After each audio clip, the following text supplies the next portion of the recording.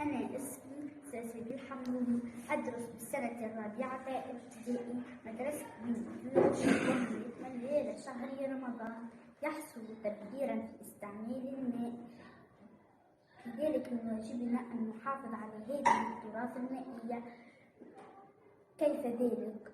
وذلك بإغلاق الحنفية بعد كل استعمال، وبجمع مياه الأمطار واستخدام وعاء مملوءا لغسل الفواكه والخضروات عوضا عن غسلها مباشرة بالحنفية، ولنجعل شهر رمضان حافزا للحياة مستخدما وخضراء لنا ولمجتمعنا والأرض.